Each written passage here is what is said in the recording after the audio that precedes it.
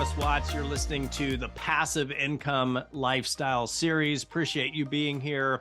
Disclaimers, as always, not financial advice, not telling you or anyone else what to do. Please seek licensed advice.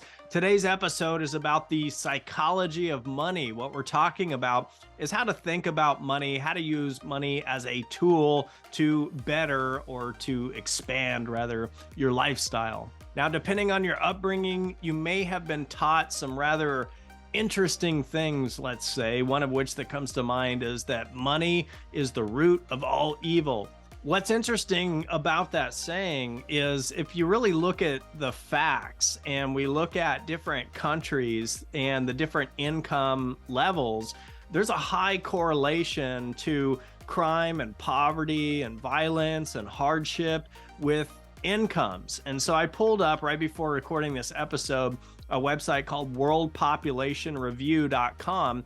And at least according to this site, they say Venezuela as a country has the highest crime rates of any country in the world. And what's interesting is your average monthly income in Venezuela is $25 USD. I've already done the conversion for you, but the point is, even though prices are cheaper there, like maybe a loaf of bread or a dozen eggs is going to be cheaper than what you'd find in the United States, many, in fact, most of the families and households there cannot make it on that level of income, hence the violence, the poverty, the gangs, etc. Now, off the same website, the World Population Review, they say that Iceland has the lowest crime rate of any country in the world. And coincidentally, the average monthly income in Iceland is $5,500 USD, again, already converted. Now, obviously, that's just an example of two different countries, but you can look at endless examples of different countries and the income levels, and there is a direct correlation with poverty, crime, and violence. On another note, I just want to point out that a lot of the wealthiest individuals, or just wealthy individuals at large, often give the most back to people and to society and to charities. So you can look at examples like Bill Gates, his ex-wife Melinda Gates. They formed the Bill and Melinda Gates Foundation to help eradicate worldwide disease and poverty. And to date, they've already given over $39 billion of their personal net worth to this charity, and they've pledged to give nearly all of their net worth to this charity when they pass away. They've brought other billionaires in to give their pledge, such as Warren Buffett. I don't know if he's pledged 100% or 99%, but it's a huge amount. He's already given billions to this charity, by the way. You can look at other examples like Elon Musk gave $5.7 billion to charity in 2021. What's interesting is Lending Tree conducted a survey on just average Americans in 2021, and the average amount that an American gave to charities was $574. And this conversation isn't just relevant to today in modern years. You can go back throughout history. I remember reading John D. Rockefeller, what was that, the 1800s? I think it was the late 1800s because he was born in the early 1800s, I believe. But he gave like 500 million plus to educational charities, scientific organizations, religious organizations. $500 million, you guys, in the 1800s was billions of dollars, basically, in today's equivalency. So that brings me to point number one, and that's that we have to reframe the way that we think about money. In other words, money isn't the root of all evil. It's the people. Are the people good? Are the people bad? You can look at other examples like, what is Vladimir Putin doing with money and resources today? What did Bernie Madoff do with his money in 2008, 9, and the years leading up to that? So it is the people, it is not the money that's the problem or the solution. There's a great quote by Bob Proctor, and he says, "Money will make you more of what you already are." I love that. And that brings me to point number two, and that's that money can actually create win-win situations. And I'll give you an example. My wife and I just decided here recently to hire a house cleaner. And we see this as a win-win because, number one, we're giving income to somebody that otherwise wouldn't have had that income. So we're helping expand the lifestyle of someone else, while at the same time, of course, we're benefiting by being able to refocus our time, effort, and energy on things that we love and enjoy the most, and not having to spend our weekends cleaning the house. So as an alternative, we could have a self-centered mindset and we could say, hey, look at our bank account. There's some money in there. Let's go out and have a fancy dinner for ourselves, or let's go buy a new car. Let's go buy some fancy clothes for ourselves. But instead, when applicable, when possible, we try to create win-win situations. In another example, if you happen to be a business owner, you could look into hiring an assistant, which gives someone else the opportunity to have employment and allows you to free up your time to focus on your business and growing and expanding your business. So you can create win-wins if you choose to do so.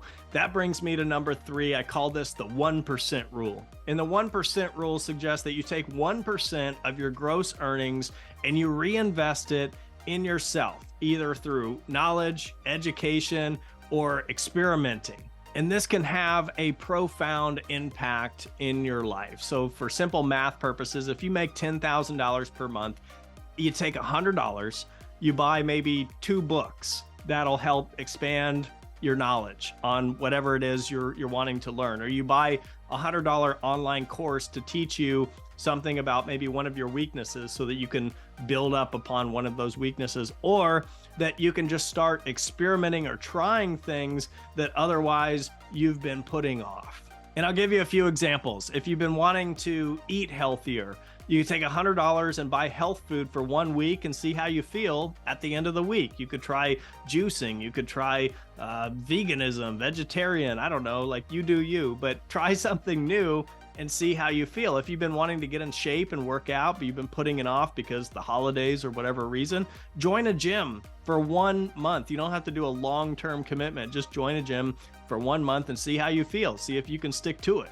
If you've been trying to reduce stress or tension at work or in your home life, pay $100 and get a massage, get an hour-long massage or whatever $100 buys you these days. If you feel overwhelmed with mundane things at home, hire a landscaper for a month, hire a house cleaner for a week. Just try these things out, see what sticks and what doesn't, and what really enables you to expand your lifestyle and create more happiness. If you've been wanting to try this passive income investing stuff, but you've been putting it off or you've been nervous to jump in, consider taking a real small step. Obviously not financial advice, but just as an example to take a small step. You could theoretically open a free brokerage account and buy some dividend paying stocks, or buy some REITs or something like that with just $100 or $200. And sometimes, this is the key, sometimes just taking a small step in the right direction is all it takes to start building momentum and to get you inevitably towards your goals. And that's actually a great point. I was just going to share 3 things with you in this episode, but let's make this number 4. Passive income and cash flow investing.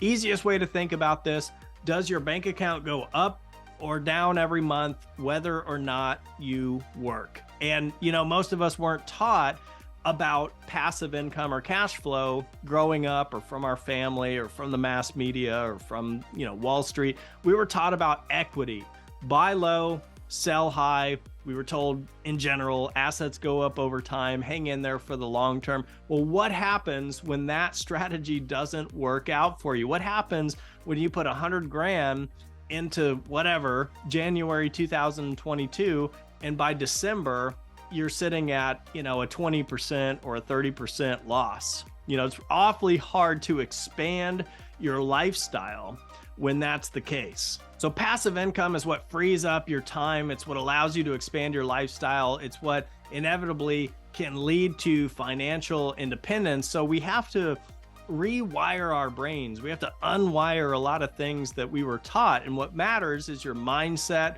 your perspective, and the psychology. So the bottom line for this episode, the takeaway here, is to rethink the psychology of money, to remember that you are the one in control.